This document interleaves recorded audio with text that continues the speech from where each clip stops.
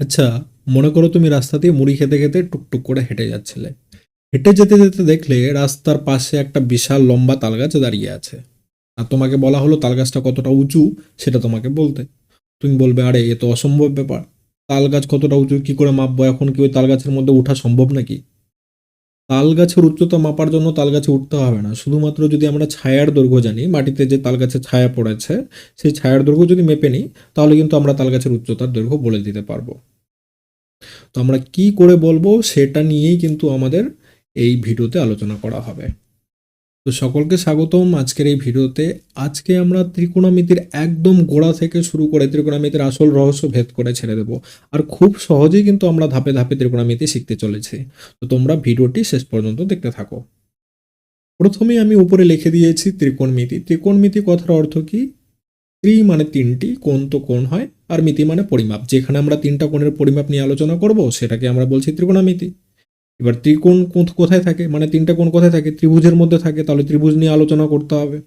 এবার ত্রিভুজের মধ্যেও শুধুমাত্র আমরা কিন্তু একটা স্পেশাল টাইপের ত্রিভুজ নিয়ে কাজ করব, যেটাকে আমরা বলি সমকোণী ত্রিভুজ। তো সমকোণী ত্রিভুজ নিয়ে একটু পরে আলোচনা করছি। তার আগে আমরা একটু ভাবি যে এই তাল গাছটার উচ্চতা কি করে মাপবো। এবার তাল গাছের উচ্চতা মাপার জন্য আমরা খুব সহজে করতে পারি যে আমি কি করলাম, একটা এমন খুঁটি গেড়ে দিলাম, তার পাশে দেখলাম যে ওই খুঁটির একটা ছায়ার দৈর্ঘ্য পড়েছে। এই পেনটার দৈর্ঘ্যটা আমি ভাবলাম যে এই পেনটা হলো ছায়া। হুম। তো এখানে খুঁটি রেখেছি, তার জন্য একটা ছায়া পড়েছে। তো আমি দেখলাম যে এই ছায়ার সাথে খুঁটির কি সম্পর্ক। দেখলাম যে হয়তো 5 মিটার ছায়া, তো খুঁটি ছিল 10 মিটার। তার মানে আমি বুঝতে পারলাম ছায়া যদি 5 মিটার হয়, খুঁটির লম্বা হচ্ছে, খুঁটিটা হচ্ছে 10 মিটার লম্বা, মানে ডবল। তো এবার বাই চান্স আমি দেখলাম তাল গাছের ছায়ার দৈর্ঘ্য হলো 50 ফুট, তার মানে আমি বুঝে গেলাম তাল গাছটা 100 ফুট। তার মানে কি, যে এখানে আমি ছোট যদি একটা খুঁটি গাড়ি, এদের মধ্যে যে অনুপাত রয়েছে, যে অনুপাতে ছায়া আর খুঁটির দৈর্ঘ্য রয়েছে, সেম অনুপাতেই তাল গাছ আর তাল গাছের ছায়া থাকবে। তার মানে আমাকে কি করতে হচ্ছে, এই যে বাহুগুলো, এগুলোকে আমরা ত্রিভুজের বাহু হিসাবে ধরবো। বাহুগুলো, আমাকে বাহুগুলোর অনুপাত দরকার। আর এই অনুপাতগুলিকেই আমরা ত্রিকোণমিতিতে নাম দিয়েছি sign theta, cos theta, tan theta. এগুলো নিয়ে অনেকে ভাবতে থাকে আরে কি কঠিন জিনিস। এগুলো কোনো কঠিন না, একদম খুব সহজ জিনিস। আমরা কিন্তু খুব সহজেই শিখবো।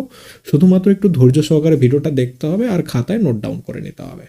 তাহলেই কিন্তু ত্রিকোণমিতি একদম সহজ হয়ে যাবে জলের মতো। তো চলো শুরু করি। তো এইবার এখানে যে তাল গাছের আগালটি আছে, তাল গাছের আগাল আর ছায়ার দৈর্ঘ্য যে রয়েছে শেষ প্রান্ত, এটা যদি যোগ করে দিচ্ছি, তো দেখতে পাচ্ছি এখানে কিন্তু একটা ত্রিভুজ হয়ে গেছে। এটা কোন ত্রিভুজ? এটা হলো সমকোণী ত্রিভুজ। এটা কোন ত্রিভুজ হয়? এটা সমকোণী ত্রিভুজ। তো এবার আমরা একটু সমকোণী ত্রিভুজ নিয়ে আলোচনা করে নিই। সমকোণী ত্রিভুজ নাম শুনে তোমরা আবার কেউ ভেবো না যে সমকোণী মানে তিনটা কোণ সমান ত্রিভুজের। কোনোভাবেই না। সমকোণ মানে কিন্তু হচ্ছে 90 ডিগ্রি। তার মানে যে ত্রিভুজের একটি কোণ 90 ডিগ্রি হয় তাকে আমরা বলি সমকোণী ত্রিভুজ। এবার এখানে একটা ত্রিভুজ দিয়েছি, আমি এখানে দেখাচ্ছি যে একটি কোণ কি 90 ডিগ্রি। এই কোণটা আমরা দেখতে পাচ্ছি 90 ডিগ্রি। তো আমরা এটাকে বলবো সমকোণী ত্রিভুজ। 90 ডিগ্রি কোণ সবসময় এইভাবে থাকে, যে লম্বভাবে বা খাড়াভাবে থাকে। ঠিক আছে। আর এই যে 90 ডিগ্রি বা সমকোণ, এর যে বিপরীত দিকের বাহুটা, এটাকে আমরা বলে থাকি অতিভুজ। আমি ইংলিশে এটাকে হাইপোটেনিউয়াস বলে, শর্ট করে এইচও আমরা লিখতে পারি। তার মানে অতিভুজ বলে কাকে? যে 90 ডিগ্রি কোণ রয়েছে তার বিপরীত দিকের বাহুটিকে।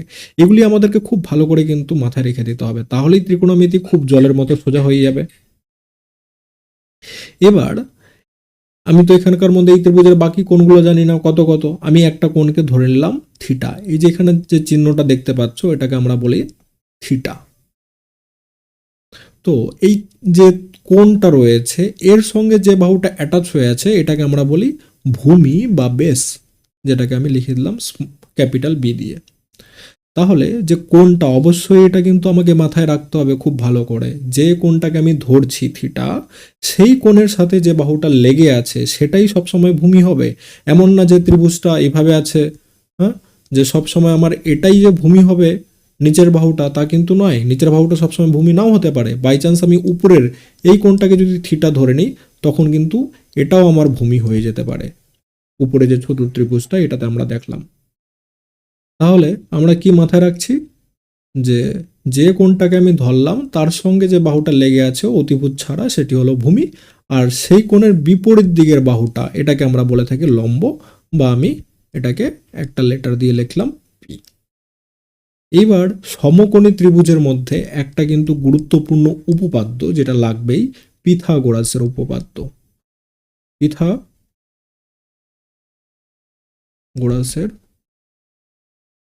উপপাদ্য। পিথাগোরাসের উপপাদ্য কি? পিথাগোরাস কি বলেছে? পিথাগোরাস বলেছে যে সমকোণী ত্রিভুজের অতিভুজ স্কোয়ার, তার মানে আমি যদি এইচ এর স্কোয়ার করে দিই, অতিভুজ স্কোয়ার সমান সমান লম্ব স্কোয়ার মানে পি স্কোয়ার প্লাস ভূমি স্কোয়ার বা বেস স্কোয়ার। ঠিক আছে, তো এটা হলো কিন্তু আমাদের পিথাগোরাসের উপপাদ্য, আর এটার ইউজ কিন্তু অনেক বেশি হবে অঙ্কের মধ্যে, গোটা ত্রিকোণমিতিতে। তো এটা আমাকে খুব ভালো করে মাথায় কিন্তু রেখে দিতে হবে। এবার একটু আগে আমরা জানলাম যে এখানে যে সমকোণী ত্রিভুজের বাহুগুলি রয়েছে সেই বাহুগুলির অনুপাত আমাকে দরকার। আমরা যদি কোনোভাবে বাহুগুলির অনুপাত জানি, যেমন একটু আগে বলেছিলাম যে খুঁটির দৈর্ঘ্য আর ছায়ার দৈর্ঘ্য, এদের যদি অনুপাত জানি, এই সেম অনুপাত দিয়ে আমি কি করতে পারছি, তালগাছের উচ্চতা বের করে দিতে পারছি। তো সবসময় যে আমার এই লম্ব আর ভূমি এই দুটোর অনুপাত লাগবে তা তো নয়। ধরো আমি বললাম যে একটা লোক আছে, এই লোকটি একটা কি করছে, ঘুড়ি ওড়াচ্ছে আকাশের মধ্যে, সুতা দিয়ে বেঁধে এখানে ঘুড়ি ওড়াচ্ছে। তো আমি বললাম যে সুতার দৈর্ঘ্যটা আমি জানি, হ্যাঁ, ঘুড়িটা কত উঁচুতে উড়ছে আমাকে এটা দরকার। তখন কি, তার মানে এই যে এইটা এদিকে যদি আমার 90 ডিগ্রি হয়, হ্যাঁ, সমকোণী ত্রিভুজ যদি আমি বানিয়ে দিলাম, তো আমি অতিভুজ আমার কখনো দেওয়া আছে, কখনো আমার কি লাগবে, লম্ব লাগবে। তার মানে আমার ত্রিকোণমিতি যদি খুব ভালো করে আমি করে নিতে চাই, আমার লম্ব, অতিভুজ, ভূমি সবগুলোর অনুপাতই দরকার। তো সবগুলোর অনুপাত যখন দরকার, সেই অনুপাতগুলোকে আমাকে কিছু না কিছু তো একটা নাম দিতে হবে। প্রথমেই আমরা যে অনুপাতটি করব সেটি হলো লম্ব বাই অতিভুজ, মানে লম্ব আর অতিভুজের যে অনুপাত, এটাকে আমরা বলে থাকি সাইন থিটা। তার মানে যদি আমরা কি করি, লম্বকে অতিভুজ দিয়ে ভাগ করি বা এই দুটোর অনুপাত বের করি, সেটাকে আমরা বলবো সাইন থিটা বা পারপেন্ডিকুলার বাই হাইপোটেনুয়াস। এবার কখনো যদি আমরা ভূমি আর অতিভুজের অনুপাত বের করি, বেস বাই হাইপোটেনুয়াস, এটার যে অনুপাত হবে সেটাকে আমরা নাম দিয়েছি কস থিটা। তার সাথে আমার আরো একটা মেইন যেটা জেনে নিতে হবে, সেটা হলো কি, লম্ব আর ভূমির অনুপাত, মানে পারপেন্ডিকুলার বাই বেস। এটা হয়ে গেল কিন্তু টেন থিটা। তাহলে এই তিনটাকে আমরা বারবার করে রিপিট করে নিই। তোমরা অনেকে হয়তো প্রথমবার শুনছো তাই একটু কঠিন মনে হচ্ছে, কিন্তু কোনো কঠিন নয়, একদম সোজা। শুধু মনে রাখতে হবে যে লম্ব আর অতিভুজের অনুপাত, মানে লম্ব বাই অতিভুজ সাইন থিটা, ভূমি বাই অতিভুজ কস থিটা, আর লম্ব বাই ভূমি টেন থিটা। এটা তুমি 10 বার থেকে 15 বার মনে মনে রিপিট করে খাতায় 2-3 বার লিখে নাও, তাহলেই দেখবে যে একদম সোজা। এবার আমরা একটু আগে করলাম সাইন থিটা। সাইন থিটার উল্টোটাকে কি বলে? সাইন থিটার উল্টোটাকে বা 1/sin থিটা, বা বলতে পারো যে সাইন থিটার রেসিপ্রোকাল, এটাকে আমরা বলি কোসেক থিটা। তাহলে কোসেক থিটা কি হয়? সাইন থিটা ছিল লম্ব বাই অতিভুজ, কোসেক থিটা হলো অতিভুজ বাই লম্ব, বা এইচ বাই পি। যেমন 1/sin থিটা করলে আমরা কোসেক থিটা পাচ্ছি, তেমনি 1/কোসেক থিটা করলেও কিন্তু আমরা সাইন থিটা পাবো। রেসিপ্রোকাল মানে একে অপরের রেসিপ্রোকাল বা অনন্যক। একই রকম ভাবে যদি আমি 1/cos থিটা করি, তবে আমরা পাবো sec থিটা। cos থিটা কি ছিল? অতিভুজ, সরি, cos থিটা কি ছিল? ভূমি বাই অতিভুজ, আর তাহলে sec থিটা হয়ে যাবে অতি বাই ভূমি। আর আমরা যদি টেন থিটার অনন্যক বের করি, সেটাকে আমরা বলি cot থিটা। তাহলে cot থিটা হয়ে যাবে ভূমি বাই লম্ব, মানে টেন থিটার উল্টো, পি বাই পি। এত সোজা। তোমরা শুধু এটাকে বারবার রিপিট করতে থাকো আর লিখতে থাকো, তাহলেই ত্রিকোণমিতি জলের মতো সহজ হয়ে যাবে। যে 1/sin থিটা করলে কোসেক থিটা পাচ্ছি, একই রকম ভাবে 1/কোসেক থিটা করলেও সাইন থিটা পাবো। 1/cos থিটা মানে sec থিটা, 1/sec থিটা করলেও আবার কি পাবো cos থিটা, আর 1/tan থিটা মানে cot থিটা। তার সাথে আমরা আরও একটা জিনিস মনে রেখে দেব, যদি আমরা সাইন থিটাকে cos থিটা দিয়ে ভাগ করি তাহলে যে অনুপাতটি পাই সেটা কিন্তু tan থিটা হয়। তোমাদের মনে প্রশ্ন আসতে পারে যেটা কি করে। তোমরা সাইন থিটার যদি cos থিটা দেখো, উপরে সাইন থিটা ছিল লম্ব বাই অতিভুজ, cos থিটা ছিল ভূমি বাই অতিভুজ। বাই চান্স আমি যদি এদের দুজনের মধ্যে ভাগ করে দিই তাহলে অতিভুজ অতিভুজ কেটে যাবে, থাকবে লম্ব বাই ভূমি, আর লম্ব বাই ভূমি মানে tan থিটা। তার মানে সাইন থিটা আর cos থিটা যদি আমরা ভাগ করি, সাইন থিটাকে cos থিটা দিয়ে, বা সাইন থিটার cos থিটার অনুপাত বের করি, তখন আমরা পাবো tan থিটা।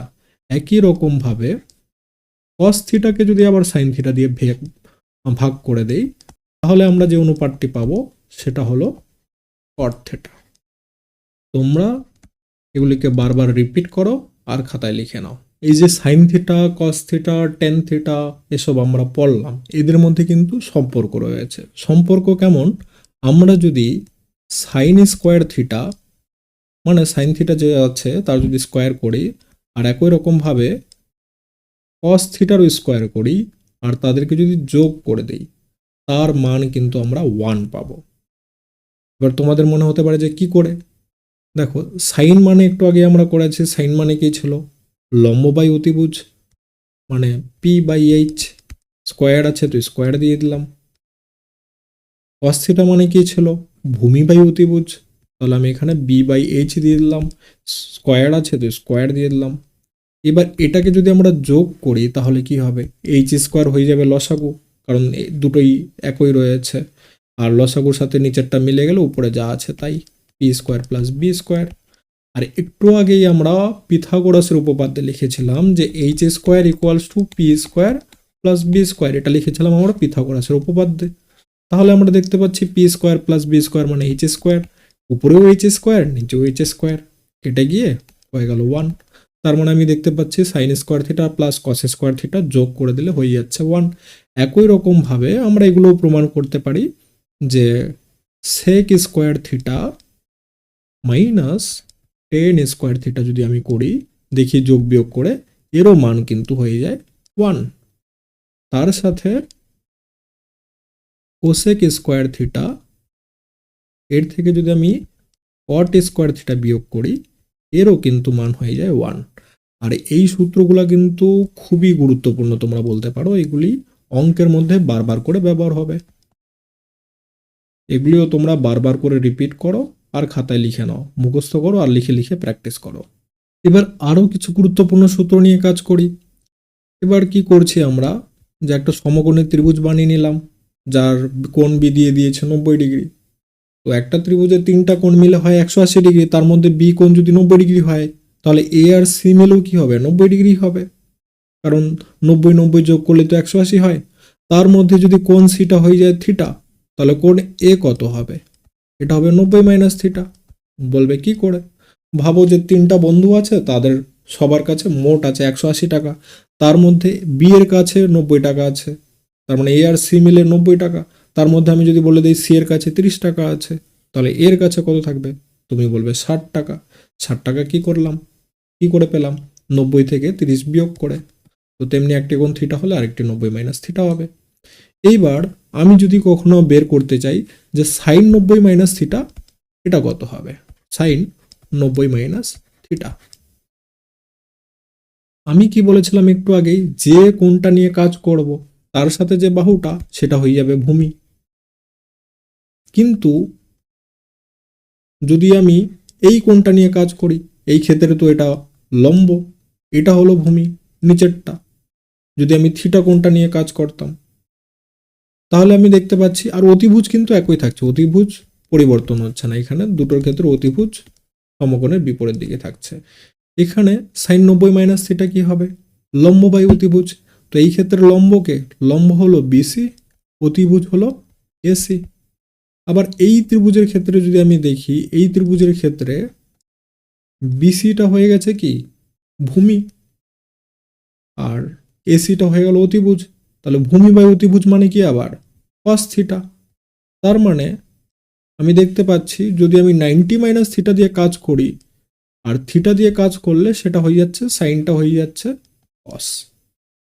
একই রকমভাবে আমরা যদি কস 90 মাইনাস থিটা করি তখন আমরা পাবো সাইন থিটা। তাহলে এই সূত্রগুলো আমরা একটু মনে রেখে দিই খুব ভালো করে,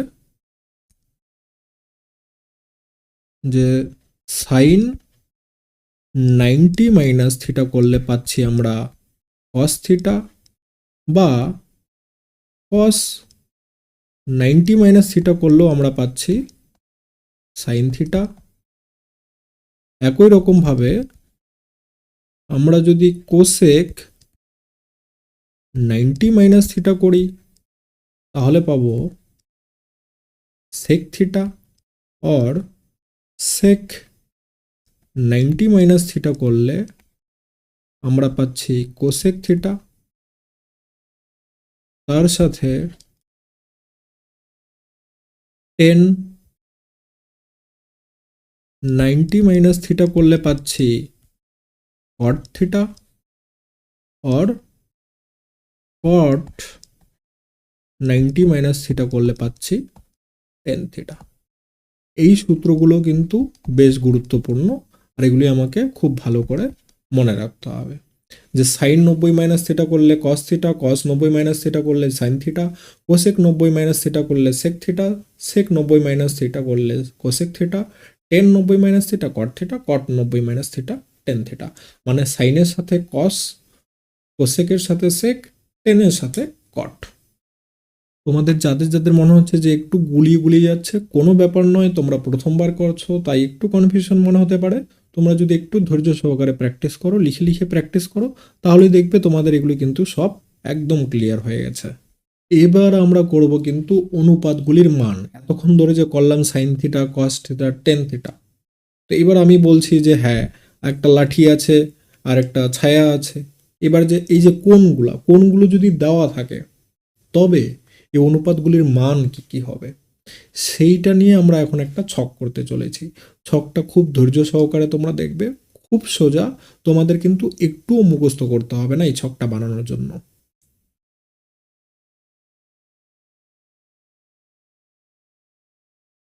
এবার এই ছকের মধ্যে প্রথমে বাম দিক থেকে ডান দিকে আমি কোণের মানগুলি লিখব। যে প্রথমে লিখছি আমি 0 ডিগ্রির মান, তারপর লিখছি 30 ডিগ্রির মান কি হবে, তারপর 45 ডিগ্রি, তারপর 60 ডিগ্রি, তারপর 90 ডিগ্রি।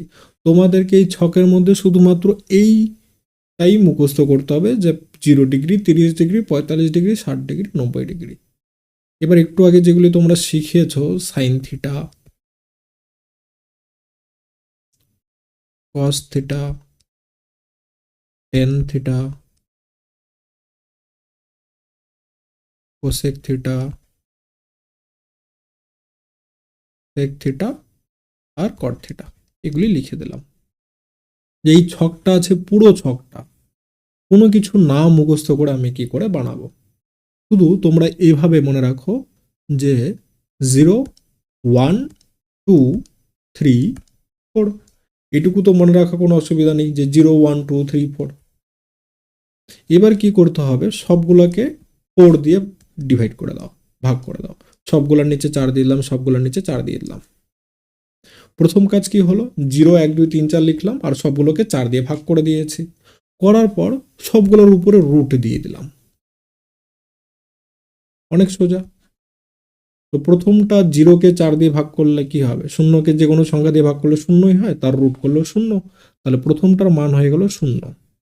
এর পরেরটা দেখতে পাচ্ছি 1/4, তার রুট, 1-এর রুট তো একই হয়, আর 4-এর রুট কত হবে, 4-এর রুট হলো 2। রুট মানে কি তোমরা যারা জানো না, যে 4 কত কত গুণ করলে 4 হয়, 2 2 গুণ করলে 4 হয়, তো 4-এর রুট হয়ে গেল 2, আর 1 1 গুণ করলে 1 হয়, তাই 1-এর বদলে 1। এবার পরেরটা আছে 2/4, এখানে 2/4 এখানে কাটাকাটি যেত, 1/2 হতো, তো 1-এর রুট তো একই হবে, আর নিচে যে 2 আছে 2-এর তো রুট করা যাবে না, যদি না করা যায় আমরা সেভাবেই লিখে দিব। এতটাই সোজা। পরেরটা আছে 3/4, 3-এর রুট করা যাবে না, যার রুট করা যাচ্ছে না শুধুমাত্র লিখে দিলাম, 4-এর রুট করা যাচ্ছে, যার রুট করা যাবে তাকে করব, যাকে করা যাবে না তাকে করব না। আর পরেরটা আছে 4/4, মানে একই সংখ্যা কাটাকাটি করলে তো 1, আর 1-এর রুট হয় 1। তো সাইন থিটাটা আমরা খুব সহজে পেয়ে গেলাম যে 0, 1, 2, 3, 4, আর নিচে সবগুলোকে 4 দিয়ে ভাগ করে রুট করে দিলেই আমার সাইন থিটার মান হয়ে গেল।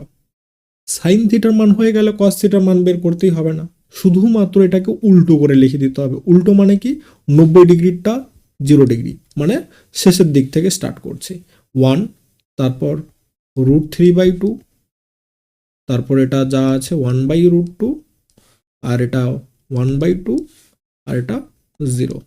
তার মানে সাইন থিটাটা যে গেল ওটাই শুধু শেষের দিক থেকে প্রথমের দিকে লিখে দিলাম, তাহলেই হয়ে গেল আমার কস থিটার মান।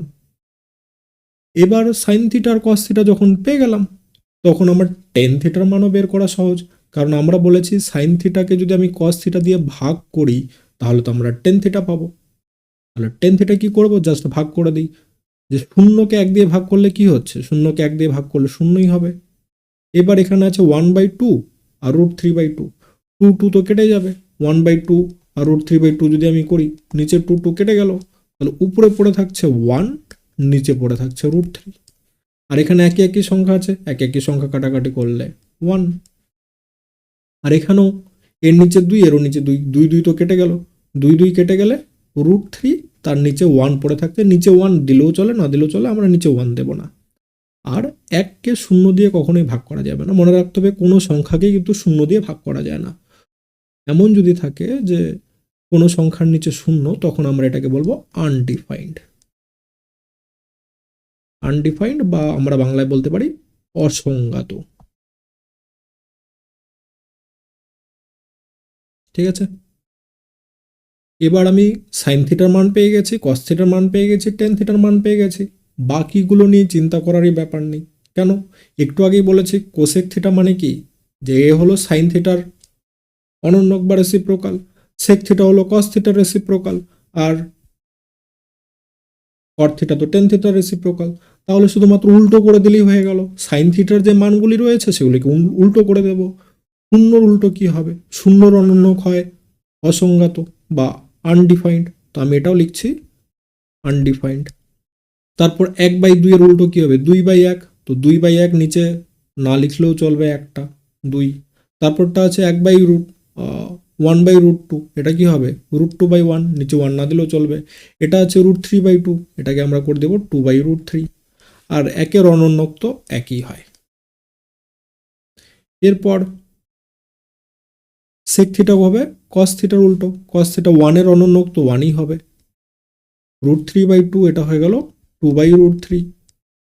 1/√2, এটা হয়ে গেল √2, তার নিচে 1 দিলেও চলবে না দিলেও চলবে, 1/2, এটা হয়ে গেল 2। আর 0-র উল্টা একটু আগেই বলেছি, 0-র রেসিপ্রোকাল হবে আনডিফাইন্ড।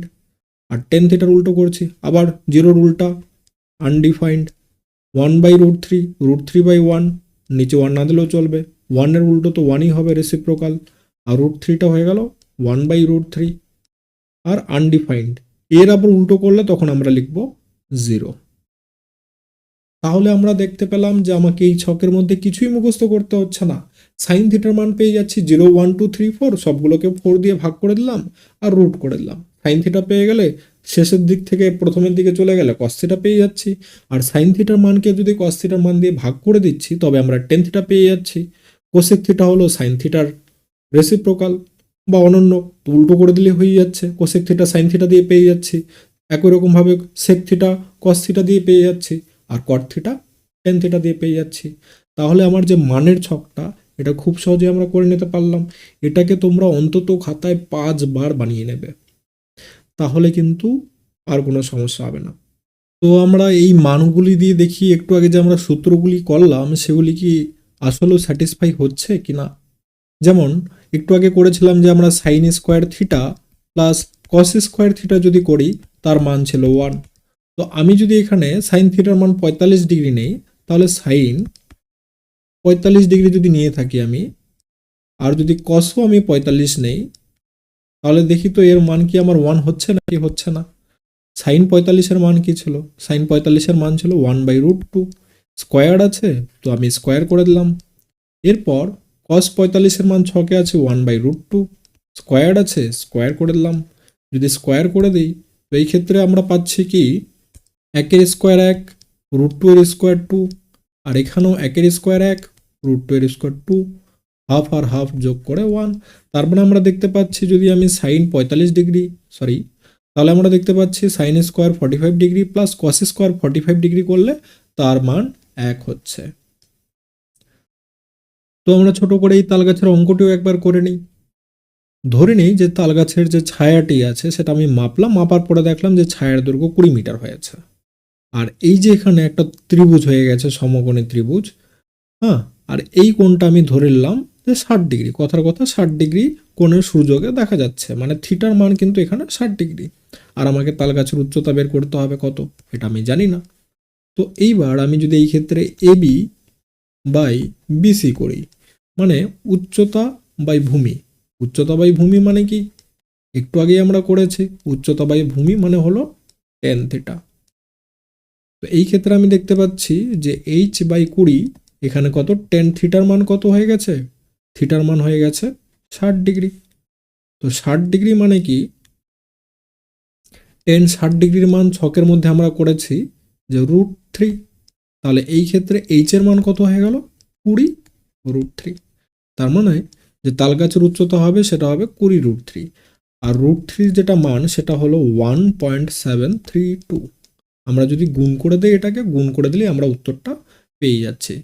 তো গুণ করে দিলে হবে 4, 6, 4, 3, প্রায় 34 মিটারের মতো। তো আজকের ভিডিওটি এই পর্যন্তই। আশা করি এই ভিডিওটি তোমাদেরকে ত্রিকোণমিতি সহজ করে দেওয়ার জন্য কিন্তু অনেক বেশি সাহায্য করবে। আর তোমরা যারা যারা এখনও চ্যানেলটিকে সাবস্ক্রাইব করোনি, অবশ্যই তোমরা চ্যানেলটিকে সাবস্ক্রাইব করে দাও, কারণ পরের ভিডিওতে আমরা ত্রিকোণমিতির অঙ্কগুলি নিয়ে আলোচনা করব। কারণ এই ভিডিওতে আমরা শুধুমাত্র ত্রিকোণমিতির যে সূত্রগুলি আছে সেগুলি আমি বুঝিয়ে দেওয়ার চেষ্টা করেছি। এবার তোমাদের প্রথম কাজ হবে এই সূত্রগুলিকে বারবার করে লিখে লিখে প্র্যাকটিস করা। তোমাদের যখন এই সূত্রগুলি একবার আয়ত্তে চলে আসবে, তারপর ত্রিকোণমিতি কিন্তু তোমাদের কাছে অনেক সোজা হয়ে যাবে। তো সকলকে ধন্যবাদ দেখার জন্য, দেখা হচ্ছে পরের ভিডিওতে।